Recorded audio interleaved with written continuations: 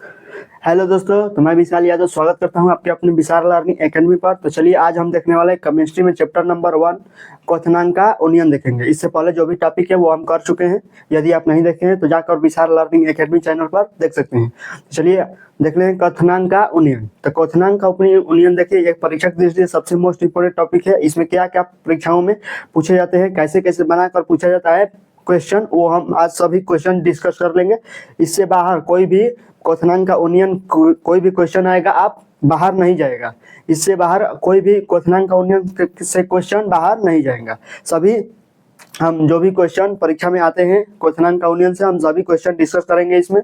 तो चलिए स्टार्ट करते हैं अपनी इस क्लास को। तो चलिए क्वथनांक का देखते हैं। सबसे पहले क्वथनांक का यूनियन में पढ़ते हैं। तो सबसे पहले क्वथनांक देते हैं कि आखिर क्वथनांक होता क्या है। तो क्वथनांक वह होता है कि जब किसी द्रव के लिए वह ताप जिससे उस द्रव का वाष्प दाब वायुमंडलीय दाब के बराबर हो जाता है, तो उस ताप को ही हम क्या कहते हैं, क्वथनांक कहते हैं। समझिए क्या कहता है, किसी द्रव का क्वथनांक, जिससे कोई हमारे पास द्रव है, उस द्रव का क्वथनांक वह ताप है, यानी ताप है। क्वथनांक क्या है हमारा, एक प्रकार से ताप ही है। देखो यहाँ पर बोला है कि इस द्रव का क्वथनांक वह ताप है, यानी एक प्रकार से क्या है, ताप है।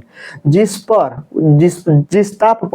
बोला है वही जिस ताप पर उसका वाष्प दाब वायुमंडलीय दाब के बराबर हो जाता है। उसका वाष्प दाब यानी द्रव का वाष्प दाब वायुमंडलीय दाब के बराबर हो जाता है। यानी वायुमंडल का जितना एक एटमॉस्फेयर दाब होता है ना, उतना ही जब जिस ताप पर जितना ताप हम जल पर आरोपित करते हैं, वह ताप जब द्रव के वाष्प में परिवर्तित होता है ना, तो जब वह वाष्प जब वायुमंडलीय दाब के बराबर हो जाता है, तो हम उस ताप को ही क्या कहते हैं, क्वथनांक कहते हैं। आई होप समझ गए होंगे। तो चलिए इसके आगे अब आएगा हमारा इंपॉर्टेंट टॉपिक। यहीं से हमारा क्लास 12 में पूछा जाता है क्वथनांक का यूनियन।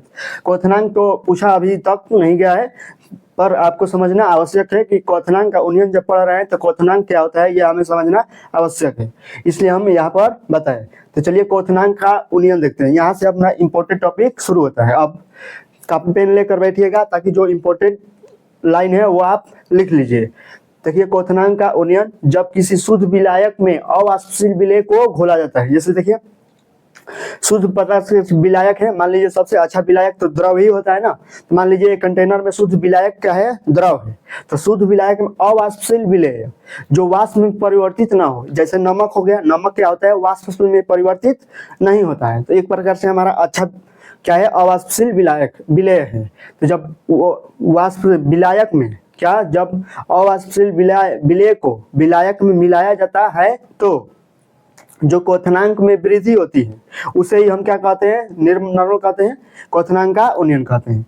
जब किसी शुद्ध विलायक में, जैसे विलायक में जल हो गया, शुद्ध विलायक में अवाष्पशील विलेय जो वाष्प में परिवर्तित ना हो, जैसे नमक, मिलाया जाता है, तो विलयन के क्वथनांक में जो वृद्धि होती है, जो विलयन होता है पूरे विलयन की क्वथनांक में जो वृद्धि होती है, उसे ही हम क्या कहते हैं, क्वथनांक का यूनियन कहते हैं। चलिए ये तो हमारा डेफिनेशन हो गया। सबसे देखिए मोस्ट इंपोर्टेंट टॉपिक ये है क्वथनांक का यूनियन में। ये जो कोटेशन लिखे हैं ये अगर याद कर लेते हैं तो आपको परिभाषा याद करने की कोई आवश्यकता नहीं है, आप याद कर हो जाएगा। ये याद कर लेते हैं 2 लाइन। तो देखिए इसमें क्या लिखे हैं, सबसे इंपॉर्टेंट यही भाग है।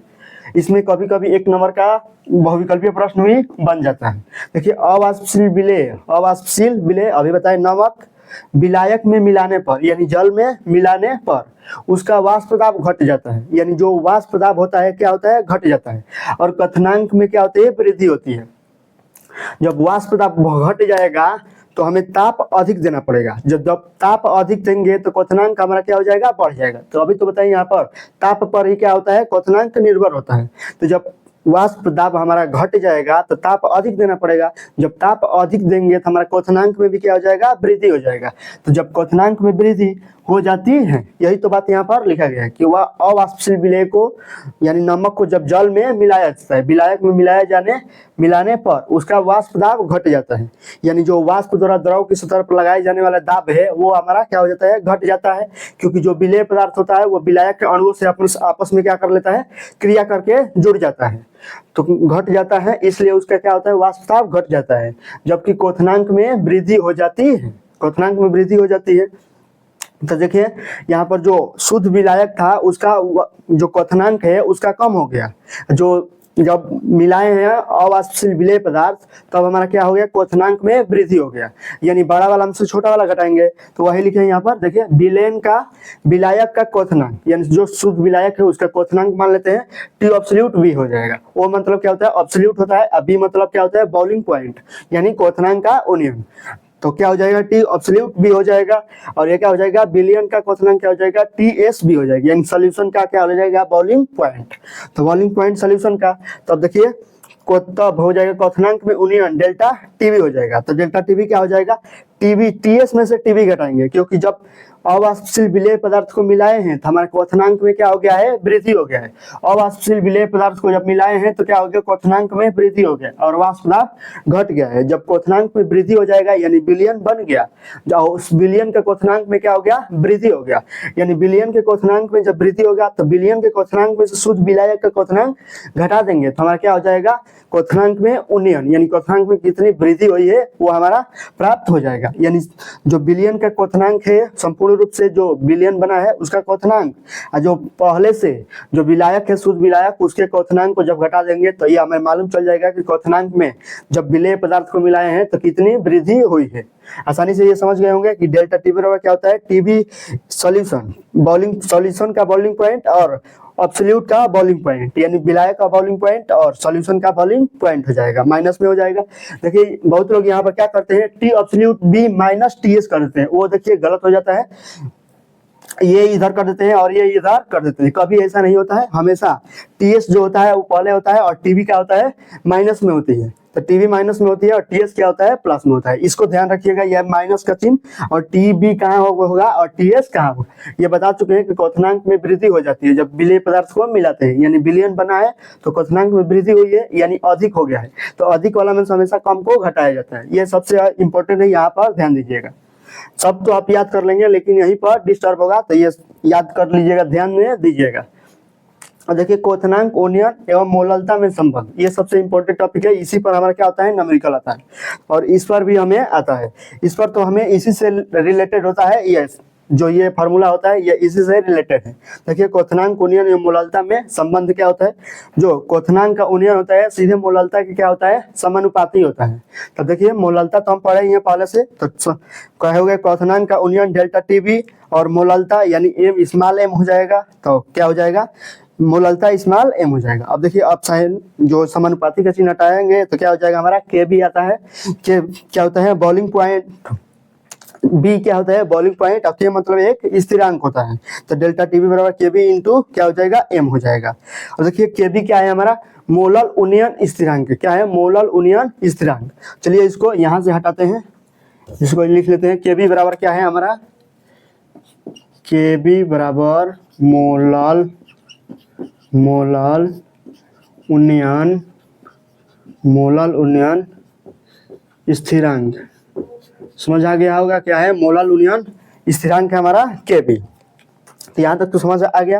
और चलिए इसके आगे चलेंगे। अब मोलल उन्नयन स्थिरांक कभी कभी पेपर में पूछा जाता है। देखिए ये आप समझेंगे, ये आप समझ रहे होंगे कि मोलल उन्नयन स्थिरांक और अणुक उन्नयन स्थिरांक एक क्यों लिखे, क्योंकि जब आप 2026 का पेपर देखेंगे तो उसमें ये पूछा गया है मोलल उन्नयन स्थिरांक, और 2025 के पेपर में ग्राम और उन्नयन स्थिरांक पूछा गया है। इसलिए हमें यह जानना आवश्यक है कि ग्राम और उन्नयन स्थिरांक और मोलल उन्नयन स्थिरांक क्या होता है। यह हमें मालूम नहीं है कि 26 में अभी आ सकता है, तो 26 में ये आया था और 25 में ये आया था, तो 27 में भी मालूम नहीं है कि आएगा कि नहीं, तो हमें पढ़ना आवश्यक है। तो चलिए पता नहीं आ भी जाए तो इसलिए हमें पढ़ना आवश्यक है। तो चलिए देखते हैं मोलल उन्नयन स्थिरांक। देखिए अभी बताएं मोलल उन्नयन स्थिरांक क्या होता है, के बी होता है, यानी यही क्या होता है हमारा मोलल उन्नयन स्थिरांक। इसी की परिभाषा हमें पूछ लिया गया था कि मोलल उन्नयन स्थिरांक 1 नंबर में पूछा गया था।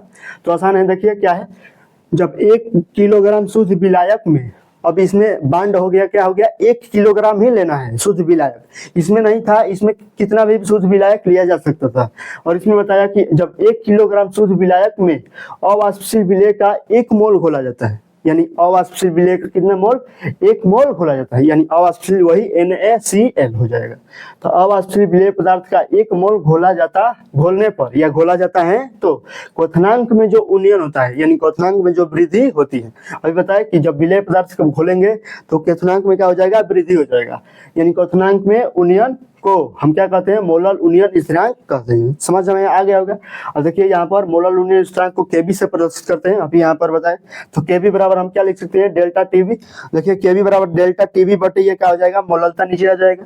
और देखिए मोललता को हम ये इस के रूप में लिखेंगे ना, तो केबी बराबर क्या हो जाएगा हमें, delta TB into MA into WB।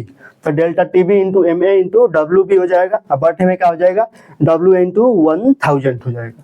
देखिए जल के लिए सबसे इंपॉर्टेंट होता है ये जल के, हमेशा आपको जब 12 में है तो आपको हमेशा याद रखना है कि जल के लिए क्या होता है, केबी का मान हमेशा क्या होता है, 0.51 डिग्री सेंटीग्रेड प्रति मोलल होता है।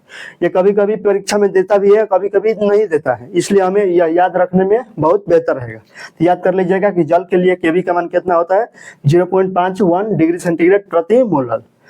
ये मालूम नहीं होता, कभी कभी पेपर में देता है और कभी कभी नहीं देता है, तो आप याद कर लीजिएगा। तो देखिए ग्राम अणु उन्नयन स्थिरांक पर आएंगे, तब ग्राम अणु उन्नयन स्थिरांक क्या होता है, मोलल उन्नयन स्थिरांक ही एक तरह से होता है। तो देखिए इसमें क्या था, 1 किलोग्राम था, 1 किलोग्राम था ना, अब इसमें क्या है 100 ग्राम लेंगे। उसमें क्या लिए थे, 1 किलोग्राम लिए थे, और इसमें क्या लेंगे 100 ग्राम लेंगे। तो 100 ग्राम विलायक में, 100 ग्राम विलायक में, अब उसमें क्या था 1 किलोग्राम विलायक था, अब इसमें क्या हो गया 100 ग्राम विलायक में अवाष्पशील विलेय पदार्थ का 1 मोल, इसमें भी अवाष्पशील जो विलेय पदार्थ है उसका 1 मोल ही घोलना पड़ेगा। इसमें भी 1 मोल था, इसमें भी 1 मोल, लेकिन इसमें जो विलायक था वो 1 किलोग्राम था, इसमें विलायक क्या है 100 ग्राम है। ये बस थोड़ा सा डिफरेंस है, ये याद रख लेंगे। यहाँ पर क्या है 1 किलोग्राम, यहाँ पर क्या है 100 ग्राम है। विलायक में अवाष्पशील विलेय पदार्थ का 1 मोल घोलने पर क्वथनांक में जो उन्नयन होता है उसे क्या कहते हैं, ग्राम अणु उन्नयन स्थिरांक कहते हैं। इसका भी जो फॉर्मूला है ये वाला है, इसका भी वही होगा। देखिए केबी बराबर डेल्टा टीबी बटा मोललता हो जाएगा, और यहाँ पर जब लिखेंगे तो delta TB into MA into WB बटे WA इंटू 100 हो जाएगा। यहाँ पर क्या हो जाएगा 1000 और यहाँ पर क्या हो जाएगा 100 हो जाएगा। ये याद रखिएगा आप कि जब ग्राम अणु उन्नयन स्थिरांक पूछे तो हम 100 ग्राम रखेंगे, और जब मोलल उन्नयन स्थिरांक पूछे तो 1 kg रखेंगे। ये इंपॉर्टेंट है, याद रखने योग्य है। अब देखिए यहाँ पर MA क्या है, MA क्या है, विलेय पदार्थ का अणु भार। अब भी मोललता आप तो पढ़ चुके होंगे, तो MA आपको पता होगा क्या है, MA विलेय पदार्थ का अणु भार है, और WB यानी B क्या है, विलायक का ग्राम में भार है, और W क्या है, विलेय का ग्राम में भार है। चलो इतना तो समझ में आ गया होगा। आई होप आपको सब कुछ समझ में आ गया। देखिए इसमें सबसे इम्पोर्टेंट क्या है, सबसे इम्पोर्टेंट आप क्वथनांक का उन्नयन देख सकते हैं, और अवाष्पशील विलेय विलायक को ये वाला कोटेशन जो है ये सबसे इम्पोर्टेंट है। सबसे इम्पोर्टेंट क्या है, ये कोटेशन है।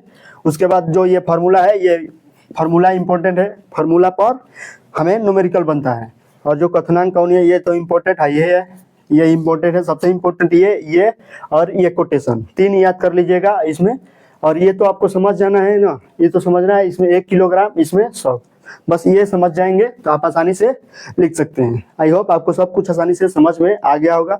यदि आपको यह वीडियो समझ में आया हो तो विशाल लर्निंग एकेडमी चैनल को आप सब्सक्राइब कर सकते हैं, ताकि जो अगला आने वाले वीडियो है आपके पास उसका नोटिफिकेशन तुरंत पहुंचे और आप उस वीडियो का लाभ उठा पाए। तो चलिए आज के लिए इतना ही रहने देते हैं, फिर मिलते हैं किसी नेक्स्ट वीडियो में किसी नए टॉपिक के साथ। तो आज के लिए इतना ही, फिर मिलते हैं नेक्स्ट वीडियो में।